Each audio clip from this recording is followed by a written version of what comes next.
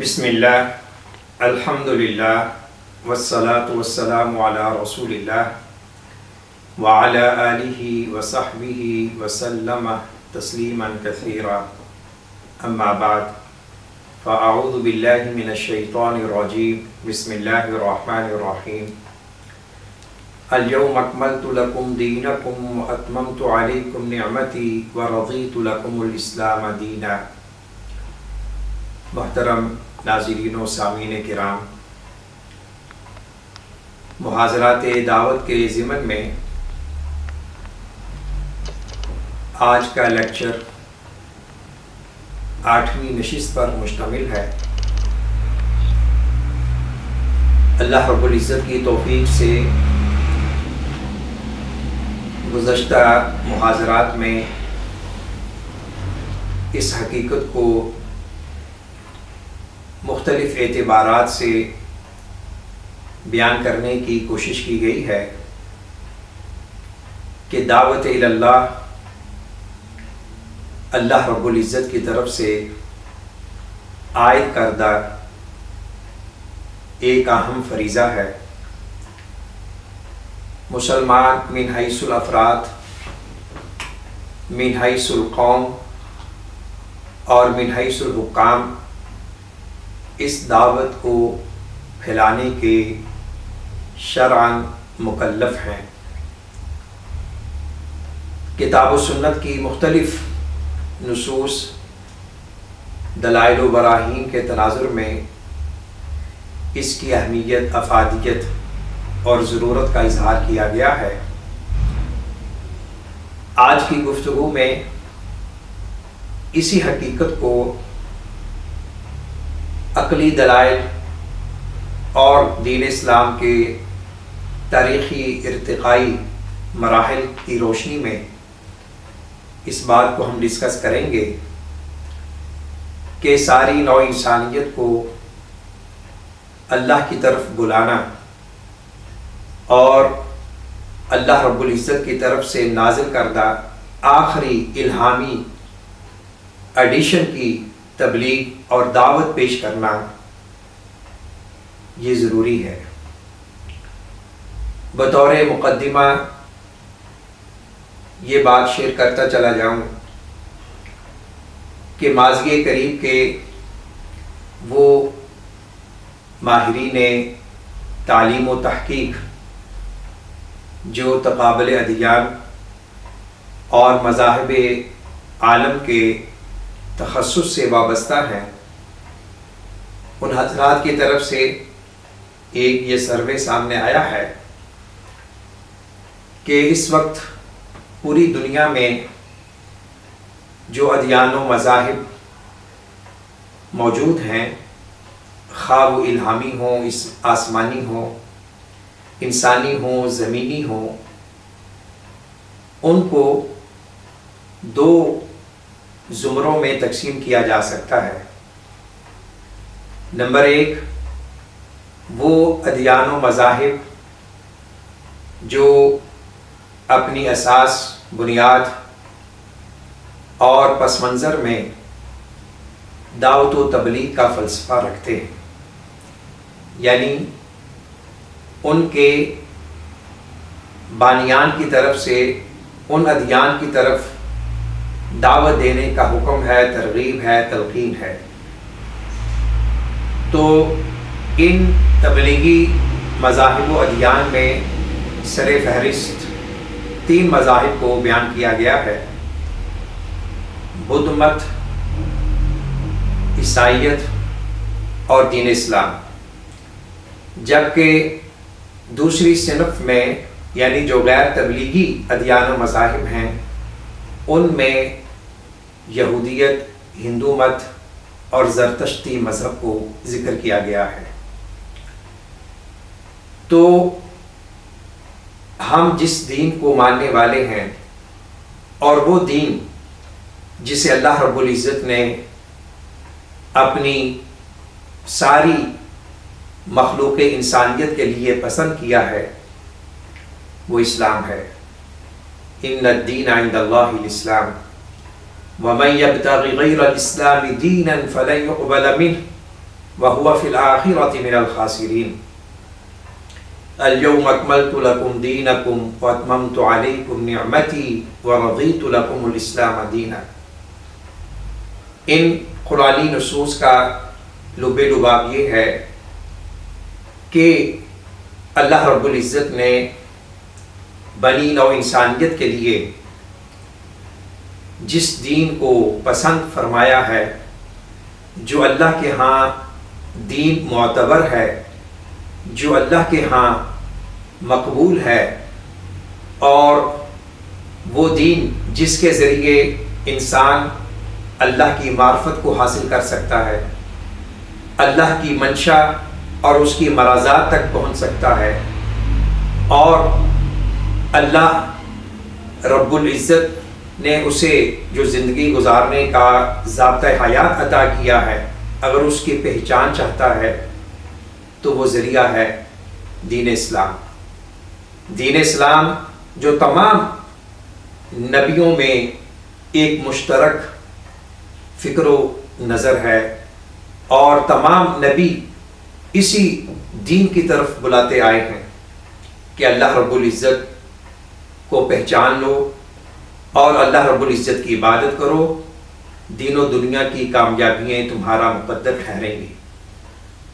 اسی دین کی طرف بلاتے ہوئے نبی اکرم صلی اللہ علیہ وسلم نے اپنی دعوت کو لوگوں کے سامنے جن الفاظ میں پیش کیا، ان میں سے ایک یہ جملہ بھی بڑا معنی خیز ہے، قولوا لا الہ الا اللہ تفلحوا تملک العرب والعجم۔ بعض روایات میں قولوا لا الہ الا اللہ تفلحوا کے الفاظ ہیں، اور بعض روایات میں تملک العرب والعجم کے بھی ہیں۔ بہرکیف دین اسلام دین و دنیا کی سعادتوں کا ضامن ہے، اور جو قوم اور جو فرد اسے اپنے لیے لائحہ عمل بنائے گا اور اس کے مطابق زندگی گزارے گا، وہ کامیاب ہے، بامراد ہے۔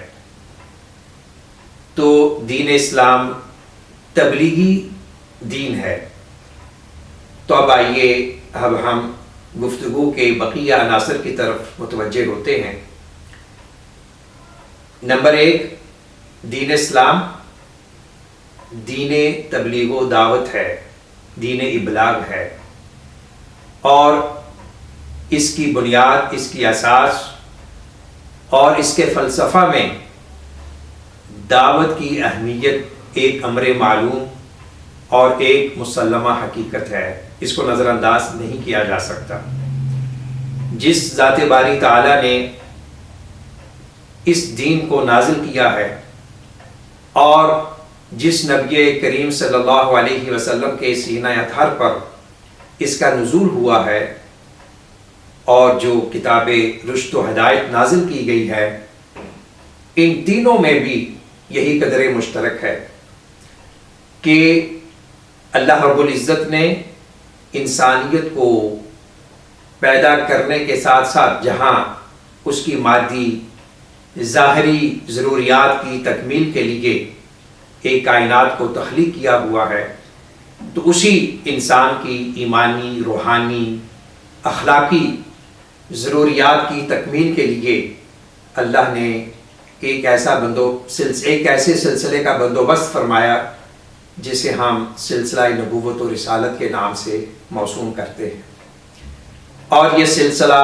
مختلف مراحل سے ہوتا ہوا نبی اکرم صلی اللہ علیہ وسلم کی ذات اقدس پر منتہی ہو جاتا ہے۔ تو یہ سلسلہ نبوت و رسالت، اس کی آخری کڑی نبی اکرم صلی اللہ علیہ وسلم کی ذات ہے۔ تو ختم نبوت عقیدے کے تناظر میں اگر ہم دیکھیں تو ضرورت اس بات کی ہے کہ آپ صلی اللہ علیہ وسلم کے اس مشن کو جاری اور ساری رکھنے کے لیے اور اللہ رب العزت کے آخری ابدی سرمدی پیغام رشد و ہدایت کو کنوے کرنے کے لیے امت کے افراد اس مشن کے ساتھ وابستہ ہوں اور دعوت اللہ کے عمل کو اپنی ترجیحات میں، اپنے رجحانات میں، اپنی حکمت عملیوں میں اسے شامل کریں۔ ما کان محمد ابا احد من رجالکم ولکن رسول اللہ وخاتم النبیین۔ بہت سے دلائل ہیں جو اس بات پر بین دلیل ہیں کہ نبوت و رسالت کا دروازہ بند ہو چکا ہے، اور اب یہ امت دعوت اللہ کی مکلف ہے، اور امت کے ہر فرد پر اس کی صلاحیت، اہلیت، لیاقت کے مطابق اس دعوت دین کو اپنانا، اختیار کرنا لازم ہے۔ دوسری بات کہ ہم کہتے ہیں کہ یہ دین ہمارا دعوتی ہے، تبلیغی ہے۔ کیا معنی؟ کہ جس ذات باری تعالیٰ نے اس دین کو نازل کیا ہے اسی کا حکم ہے، اسی کا آرڈر ہے شارع علیہ السلام کا، نبی اکرم صلی اللہ علیہ وسلم کا، کہ اس دین کو لوگوں تک پہنچایا جائے۔ ادع الی سبیل ربک بالحکمۃ والموعظۃ الحسنہ وجادلہم باللتی احسن بلغوا عنی ولو آیہ۔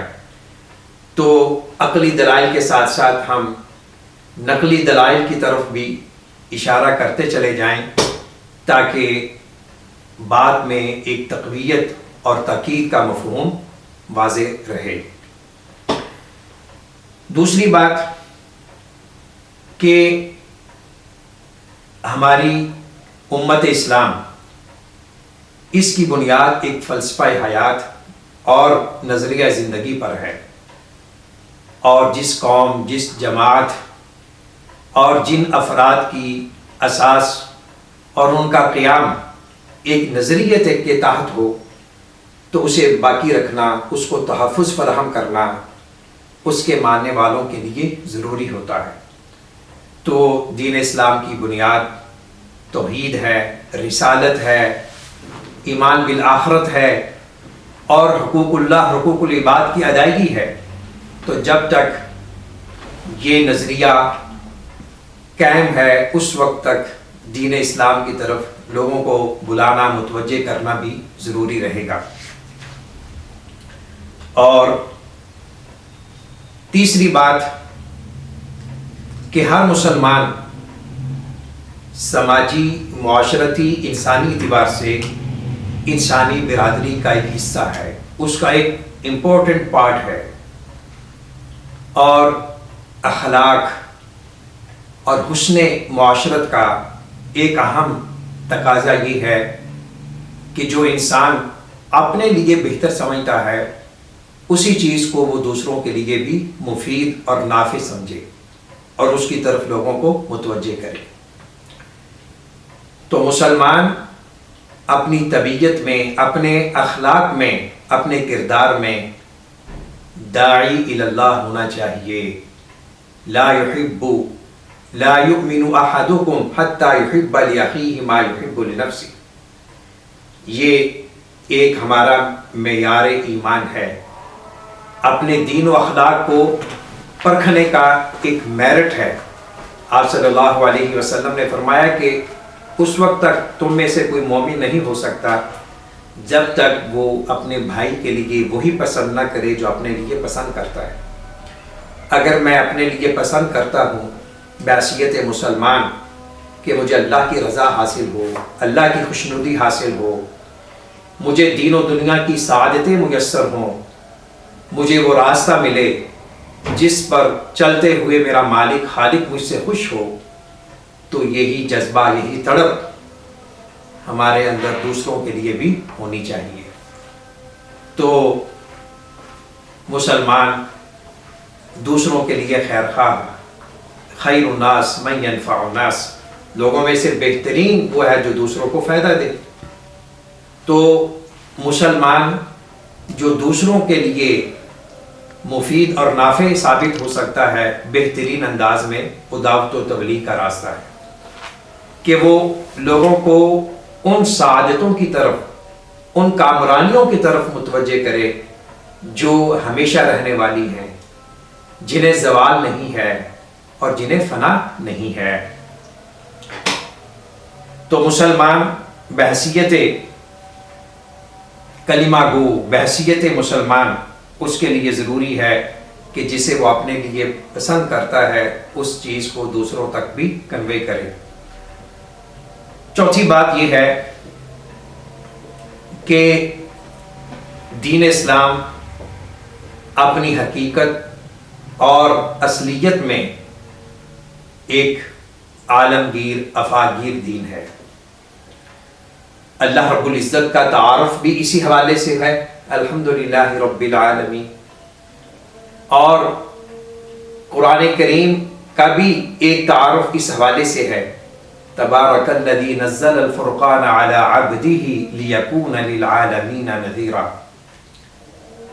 اور جس ذات اقدس کے سینہ اطہر پر قرآن کریم کا نزول ہوا، جو خالق اور مخلوق کے درمیان ایک واسطہ ٹھہرے، نبی رحمت للعالمین، ان کا بھی سٹیٹس یہی ہے، وَمَا أَرْسَلْنَاكَ إِلَّا رَحْمَةً لِّلْعَالَمِينَ قُلْ يَا أَيُّهَا النَّاسُ إِنِّي رَسُولُ اللَّهِ إِلَيْكُمْ جَمِيعًا وَمَا أَرْسَلْنَاكَ إِلَّا كَافَةً لِّلنَّاسِ بَشِيرًا وَنَذِيرًا۔ تو اللہ رب العزت کی ربوبیت، الوہیت عالمگیر ہے، افاقگیر ہے، زمان و مکان کی حدود سے مابرا ہے۔ اللہ کے رسول صلی اللہ علیہ وسلم کی نبوت و رسالت بھی عالمگیر افاقگیر ہے۔ محمد فرق بین الناس، یہ حدیث کا ایک طویل حدیث کا آخری ٹکڑا ہے کہ نبی اکرم صلی اللہ علیہ وسلم کی ذات اقدس اور آپ کی نبوت و رسالت کو تسلیم کرنا، یہ حق اور باطل کے درمیان حد فاصل ہے، اور قرآن کریم بھی تمام جہانوں کے لیے منارہ نور ہے، ہدی للناس، تمام لوگوں کے لیے ہے۔ تو دین اسلام پر کسی خاص قوم، خاص قبیلے کی ادارہ داری نہیں ہے۔ جزائر انڈونیشیا سے جزائر فجی تک، جنوب سے شمال، شمال سے جنوب، پورے خطہ ارضی میں جو بھی انسان ہے، یہ اس کو حق پہنچتا ہے کہ وہ دین اسلام کی اسٹڈی کرے اور دین اسلام کو پرکھے اور دیکھے کہ اس دین میں اللہ رب العزت نے میرے لیے کیا سامان رشد و ہدایت کو سمایا ہوا ہے۔ تو ان حقائق کی روشنی میں بھی ضرورت اس بات کی ہے کہ دین اسلام کو لوگوں تک کنوے کر دیا جائے۔ پانچویں چیز اس حوالے سے ختم نبوت کے تناظر میں ہے، وہ ہم بیان کر چکے ہیں کہ عقیدہ ختم نبوت کا ایک اہم تقاضا یہ ہے کہ اب اس امت کے افراد اس علم دعوت کو لے کر اٹھیں اور دنیا کے تمام طبقات تک اس کی حقانیت، صداقت کو بیان کریں، اور خیر الامم کی علت اور سبب بھی یہی ہے، کنتم خیر امۃ اخرجت للناس تأمرون بالمعروف وتنہون عن المنکر۔ اگر مسلمان اس فریضے کو سر انجام دیتے رہیں گے تو اللہ کے ہاں بھی سرخرو ہوں گے، لوگوں کے ہاں بھی سرخرو ہوں گے، دنیا انسانیت کے محسن قرار پائیں گے، اور اگر وہ اس فرض سے سبکدوش ہو جاتے ہیں عملاً قولاً اور اپنے کردار کے اعتبار سے، تو اللہ کے ہاں بھی مجرم ٹھہرائے جائیں گے، اور دنیا کے حوالے سے بھی وہ گنہگار ہوں گے، مجرم ہوں گے۔ تو امت من حیث الافراد اور من حیث القوم اس بات کی مکلف ہے کہ وہ اس پیغام دعوت کو لوگوں تک پہنچائے۔ اس حوالے سے چھٹی بات یہ ہے کہ آج کل کے اس جدید دور میں، جو کہ انفارمیشن ٹیکنالوجی، معلومات، معارف کا ایک عہد جدید ہے، جس میں کوئی بھی فلسفہ حیات لوگوں سے شاید مخفی ہو، اور دنیا کے تمام بر اعظموں میں بحمد اللہ مسلمان موجود ہیں۔ مسلمان ایک سروے کے مطابق دنیا کا چوتھا حصہ ہے، یا چوتھے اور پانچویں کے درمیان ان کی ریشو بنتی ہے۔ ہر چوتھی قوم مسلمان ہے۔ معاشرے کا، انسانی سوسائٹی کا ہر پانچواں فرد مسلمان ہے۔ شاید ہی کوئی ایسا خطہ ارضی ہو جہاں مسلمان نہ بستا ہو۔ تو مسلمانوں کا یہ پھیلاؤ، یہ انتشار اس بات کی غمازی کرتا ہے کہ دین اسلام کی ایک حقیقت ہے، لیکن یہ ایک روشن پہلو ہے اسلام اور مسلمانیت کے اعتبار سے، اور اس کا ایک تاریخی پہلو یہ ہے کہ جس قدر مسلمان عددی اکثریت میں موجود ہیں، وہ اپنے کردار سے، اپنے تعامل سے، اپنے رویوں سے دعوت اللہ کے مشن کو آگے کنوے نہیں کر رہے۔ اسلام پر اس وقت چاروں طرف سے اٹیک ہو رہا ہے۔ جو مخالف اسلام طاقتیں، قوتیں ہیں، وہ اپنے سیاسی مفادات کی خاطر، اپنے معاشی مفادات کی خاطر اور اپنے خفیہ ایجنڈوں کی تکمیل کی خاطر اسلام کو اور مسلمانوں کو بدنام کرنے کے لیے مختلف ذرائع اور مختلف وسائل استعمال کر رہے ہیں۔ اسلام کو مختلف برے القابات سے ملقب کیا جا رہا ہے، اور مقصد یہ ہے کہ انسان کو مسلمانوں سے متنفر کیا جائے۔ کہیں اسلام کو فرقہ واریت کا الزام دیا جاتا ہے، بنیاد پرستی، انتہا پسندی، تشدد پسندی، اور یہ مسلمان اخلاقیات انسانیت سے عاری ہیں، اور اخلاقیات ان میں نہیں ہیں، معاملات میں اور لین دین میں یہ بالکل جاہل قوم ہیں۔ تو مسلمانوں سے اور پھر اس کے ساتھ ہی اسلام سے لوگوں کو برگشتہ کرنے کی ایک کوشش جاری ہے۔ تو ان حالات میں ضرورت اس بات کی ہے کہ مسلمان جہاں بھی ہے، وہ جس حیثیت میں بھی ہے، بزنس مین ہے، تاجر ہے، ملازم ہے، وہ آئی ٹی کے شعبے سے وابستہ ہے، ڈاکٹر ہے، انجینئر ہے، اس کا تعلق کسی بھی شعبہ زندگی سے ہے، پروفیسر ہے، ٹیچر ہے، پرنسپل ہے، ریکٹر ہے، وی سی ہے، وہ دعوت اللہ کے مشن کو اپنائے، اور اس دعوت اللہ کے ذریعے انسانیت کے معاشروں میں اصلاح پیدا ہوگی۔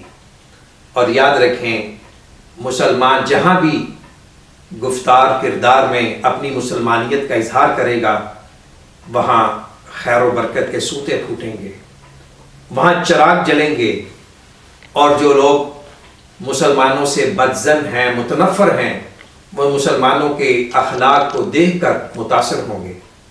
بالخصوص میں ریکویسٹ کروں گا ان مسلمان بھائیوں سے جو مغربی ممالک میں رہ رہے ہیں، غیر مسلم اقوام کے درمیان ان کی جاب ہے، ان کا بزنس ہے، ان کا رہن سہن ہے، کہ وہ دین اسلام کو اپنے کردار سے، اپنے عمل سے، اپنے رویوں سے قوم کے سامنے رکھیں۔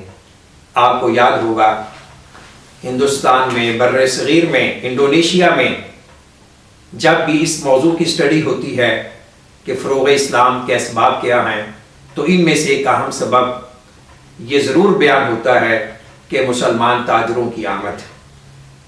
جہاں بھی مسلمان تاجر گئے، انہوں نے اپنی تجارت کو ذریعہ تبلیغ بنایا، ذریعہ دعوت بنایا۔ جب قوموں نے دیکھا کہ یہ مسلمان دھوکہ نہیں دیتے، فراڈ نہیں کرتے، جو کہتے ہیں وہی کرتے ہیں، اور جو بتلاتے ہیں وہی بھیجتے ہیں سامان تجارت میں، تو وہ قومیں متاثر ہوئی تھیں۔ تو آج بھی ضرورت اس بات کی ہے کہ ہر مسلمان قول سے پہلے اپنے عمل سے، اپنے فعل سے اسلام کی دعوت کو پیش کرے۔ اس حوالے سے آخری بات، 7ویں بات، کہ اس وقت عالم انسانیت مختلف مسائل سے دوچار ہے. کہیں سیاسی مسائل ہیں، کہیں امن و سلامتی کے حوالے سے مسائل ہیں، اور کہیں معاشروں کو ایک پلیٹ فارم پر جمع کرنے کے مسائل ہیں. تو ایک خلفشار ہے، انتشار ہے، انارکی ہے، ذہنی طور پر بھی اور فکری طور پر بھی، عملی طور پر بھی. اس وقت مختلف مسائل ہیں. غربت کا مسئلہ ہے، رشوت کا مسئلہ ہے، منشیات کا مسئلہ ہے، شراب نوشی کا مسئلہ ہے، بے حیائی زناکاری کے مسائل ہیں. یہ انسانیت کے مشترکہ مسائل ہیں جو ہر انوائرمنٹ، ہر ماحول میں موجود ہیں.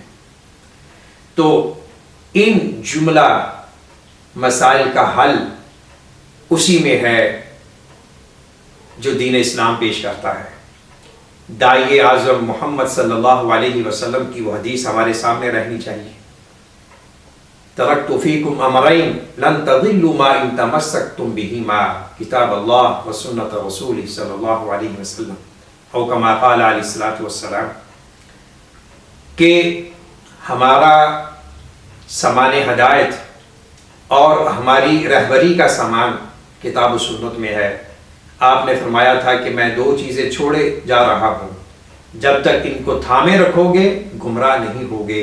وہ اللہ کی کتاب اور اس کے رسول کی سنت صلی اللہ علیہ وسلم. اسی حقیقت کو امام دار الہجرہ امام مالک رحمہ اللہ نے بڑے باشگاف الفاظ میں بیان کیا تھا. لن يصلح آخر هذه الامة الا بما صلح بها اولها.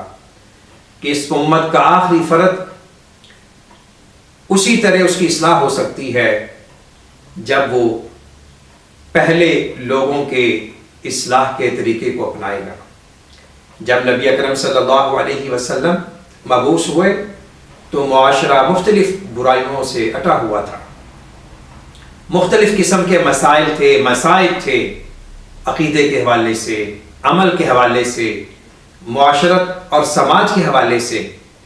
لیکن جب اللہ کے رسول صلی اللہ علیہ وسلم نے اللہ کے پیغام کو، اللہ کے نور کو لوگوں تک پہنچایا تو معاشرے کے وہ افراد، وہ لوگ جو مختلف برائیوں میں مبتلا رہتے تھے، ڈاکہ زنی، چوری، شراب نوشی، دوسروں کے حقوق کی تلفی اور مسکینوں یتیموں کے مال کو ناحق کھانا، کمزور قوموں پہ اٹیک کرنا اور کمزور قوموں کے حقوق کو چھیننا، یہ ساری چیزیں موجود تھیں.